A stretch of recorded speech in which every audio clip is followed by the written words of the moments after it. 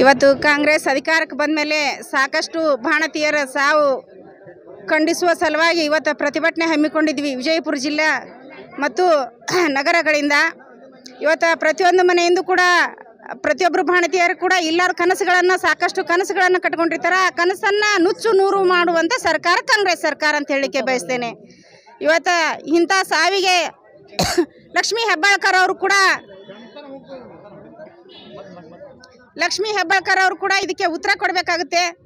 ಅವರು 600ರಿಂದ 700 ಭಾರತೀಯರ ಸಾವಾದರೂ ಕೂಡ ಖಂಡಿತವಾಗಿ ಒಂದಿನೂ ಕೂಡ ಇದಕ್ಕೆ ಉತ್ತರವನ್ನೇ ಕೊಡಲಿಲ್ಲ.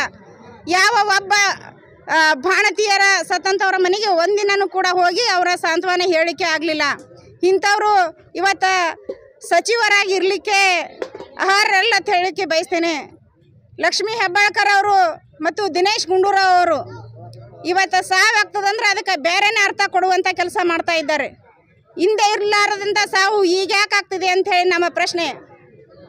ಇದಕ್ಕೆ ಖಂಡಿಸುತ್ತಾ ಯಾರಾದರೂ ಒಂದು ಶಬ್ದ ಅಂದರೆ ಲಕ್ಷ್ಮೀ ಹೆಬ್ಬಾಳ್ಕರ್ ಅವರು ಅಲ್ಲಿಂದ ಇಲ್ಲಿ ತನಕ ಉದ್ದು ಹೇಳ್ಕೊತ ಬಂದು ನನಗೆ ಭಾಳಷ್ಟು ನೋವು ಆಗ್ತಿದೆ ಅಂತ ಹೇಳ್ತಾರೆ. ಸತ್ತವ್ರಿಗಿಂತಲ್ಲ ನಿಮ್ಮ ನೋವೇನು ಜಾಸ್ತಿ ಅಂತ ನಮ್ಗೆ ಅನಿಸೋದಿಲ್ಲ. ಸತ್ತವ್ರ ಮನೆಗೆ ಒಂದಿನಾದರೂ ಹೋಗಿ ನೀವು ಒಂದು ಹೆಣ್ಣು ಇವತ್ತು ಭಾರತೀಯರ ಸಾವಾಗ್ತದಂದ್ರೆ ಅವ್ರ ಮನೆ ಬಾಗಿಲಿಗೆ ಹೋಗಿ ನಿಂದಿರ್ಬೇಕು. ನೀವು ಅವ್ರು ಕೊಟ್ಟಂಥ ಭಿಕ್ಷದಿಂದ ಇವತ್ತು ನೀವು ಸಚಿವರಾದಂಥವ್ರು ಶಾಸಕರಾದಂಥವ್ರು ಮುಂದೆ ಇದಕ್ಕೆ ತಕ್ಕ ಪಾಠ ಜನ ಕಲಿಸ್ತಾರೆ ಅಂತ ಹೇಳಲಿಕ್ಕೆ ಬಯಸ್ತೇನೆ. ನಾನು ಲಕ್ಷ್ಮೀ ಹೆಬ್ಬಾಳ್ಕರ್ ಅವರು ಖಂಡಿತವಾಗಿ ರಾಜೀನಾಮೆ ಕೊಡಬೇಕಂತ ಹೇಳಲಿಕ್ಕೆ ಬಯಸ್ತೇನೆ. ಲಕ್ಷ್ಮೀ ಕನ್ನೋಳಿ ನಗರ ಮಂಡಲ ಮಹಿಳಾ ಮೋರ್ಚಾ ಅಧ್ಯಕ್ಷರು.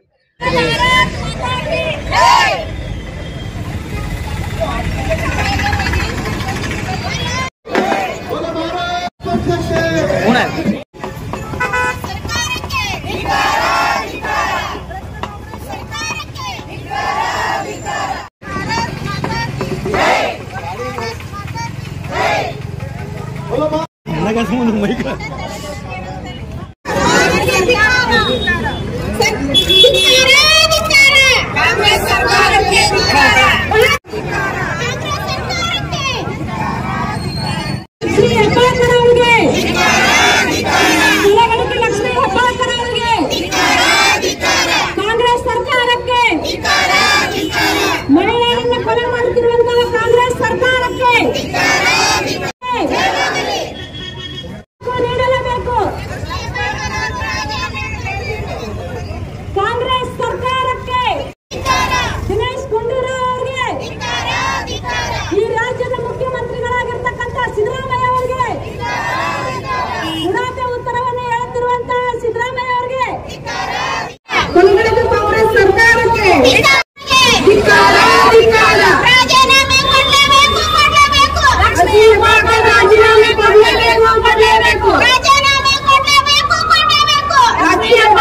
ರಾಜೀನಾಮೆ ಕೊಡಲೇಬೇಕು. ದಿನೇಶ್ ಗುಂಡೂರಾವ್ ಅವರಿಗೆ, ಹಸುಗೂಸುಗಳನ್ನು ಕೊಲೆಗೈಯುವಂತ ಕಾಂಗ್ರೆಸ್ ಸರ್ಕಾರಕ್ಕೆ, ಹಸುಗೂಸುಗಳನ್ನು ಹತ್ಯೆ ಮಾಡುತ್ತಿರುವುದು ಇವರಿಗೆ ಯಾರು ಇನ್ನು ಸರ್ಕಾರದಲ್ಲಿ ಹೆಂಗ್ ಆಡಳಿತ ಮಾಡ್ತಿದ್ದಾರೆ. ಹೆಣ್ಮಕ್ಳಿಗೆ ಒಂದು ರೀತಿ ಕೊಡೋದು, ಗಂಡ್ಮಕ್ಳಿಗೆ ಒಂದು ರೀತಿ ಕಸ್ಕೊಳ್ಳೋದು, ಈ ತರ ಆಡಳಿತ ಮಾಡ್ತಿದ್ದಾರೆ. ಎಲ್ಲ ಜನಸಾಮಾನ್ಯರಿಗೆ ಗೊತ್ತಾಗಿ ಅವರೇ ಒಂದಿನ ಅವರು ಉತ್ತರ ಕೊಡ್ತಾರೆ ಅಂತ ಹೇಳಿ ಈ ಸಂದರ್ಭದಲ್ಲಿ ಹೇಳಲಿಕ್ಕೆ ಇಷ್ಟಪಡ್ತೀನಿ. ದಯವಿಟ್ಟು ಅವ್ರು ಯಾವ ಪದಾಧಿಕಾರಿಗಳು ಅವ್ರು ಸಂಬಂಧಪಟ್ಟಂತ ಪದಾಧಿಕಾರಿಗಳಿದ್ದಾರಲ್ಲ ಅವರು ಕೂಡಲೇ ಸಸ್ಪೆಂಡ್ ಆಗ್ಬೇಕಂತ ಆಗ್ರಹ ಮಾಡ್ಕೊಳ್ತೇನೆ. ನಾನು ನಿಮ್ಮೆಲ್ಲರ ಮುಂದೆ ಬಯಸುವುದು ಏನಂದ್ರೆ ಹೇಳೋದಕ್ಕೆ ಇಚ್ಛೆ ಪಡ್ತೀನಿ. ಈಗ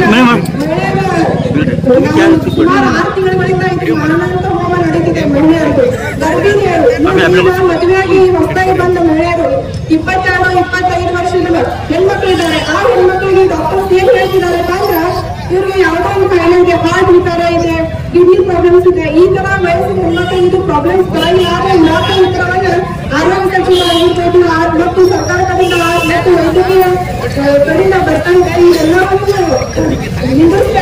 ನಿಂದಿರ್ಬೇಕಂತ ನಾನು ಒತ್ತಾಯ ಮಾಡ್ತಿದ್ದೀನಿ. ಇನ್ನೊಂದು ಹೇಳ್ಬೇಕಂದ್ರೆ ಈ ಸಂದರ್ಭದಲ್ಲಿ ಹಸುಗೂಸುಗಳು ನೋಡಿ ಮಕ್ಕಳು ಈಗ ಒಂದು ತಾಯಿ ತಾನು ಗರ್ಭಿಣಿ ಆಗ್ತಾ ಇದ್ರೆ ಅವ್ರು ಎಷ್ಟೊಂದು ಕನಸುಗಳನ್ನ ಕಂಡಿರ್ತಾಳೆ.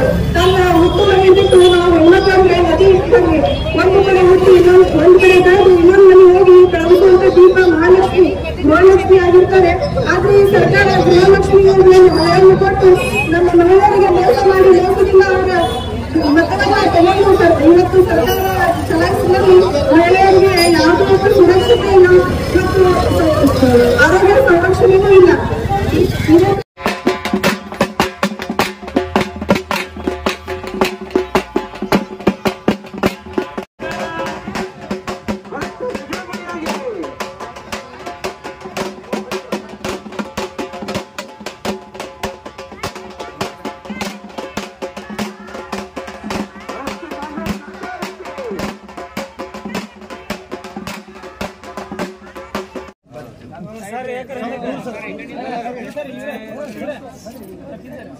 ಮಹಿಳೆಯರ ಮುಖ ಕಾಣ್ಬೇಕಲ್ಲ, ಸ್ವಲ್ಪ ಹಿಂದಕ್ಕೆ ಸರಿ ಅಕ್ಕಾರ ನೀವು.